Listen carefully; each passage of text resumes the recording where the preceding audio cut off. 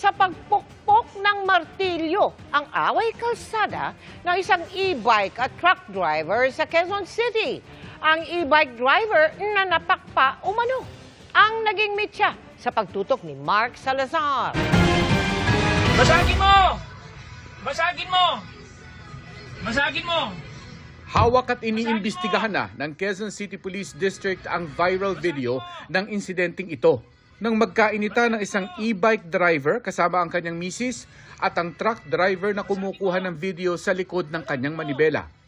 Maya-maya, kumuha ang e-bike driver ng martilyo at pinagpupukpok sa iba't ibang bahagi ng truck.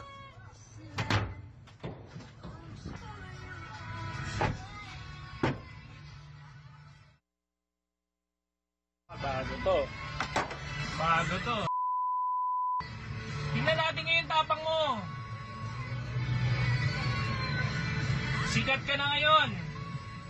Ayon sa QCPD, Biyernes ito naganap mag-aalas 4 ng hapon sa Sergeant Rivera Street, Quezon City. Nung tinanong namin yung ating victim, sumingit itong e-bike, naunahan siya. Ngayon, ginawa na itong binusinahan ng businahan, na irita na ngayon itong naka-e-bike yun. At hinarang siya, nagkaroon sila ng commotion. Ayon umano sa driver ng truck, sinapak din daw siya ng driver ng e-bike sa una nilang sagupaan bago siya nakapag-video. Matapos mag-viral ang video, natunto na raw ng pulisya ang tirahan ng e-bike driver. Na-identify naman natin siya. Problema niya, nagtatago siya ngayon at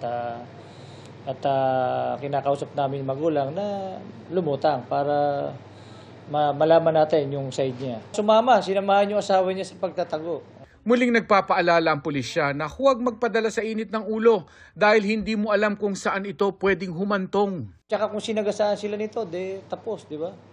Malaki-laki ng truck niya di ba? Kaya konting lamig lang sa mga motorista natin. Nakausap namin sa telepono ang truck driver para itanong kung wala bang atrasan sa reklamo niya laban sa e-bike driver. Kaso pinagbawalan na raw siya ng kanilang kumpanya na magsalita pa sa media. Sinisikap din ng GMA Integrated News na makuha ang panig ng e-bike driver. Para sa GMA Integrated News, Mark Salazar, nakatutok 24 oras.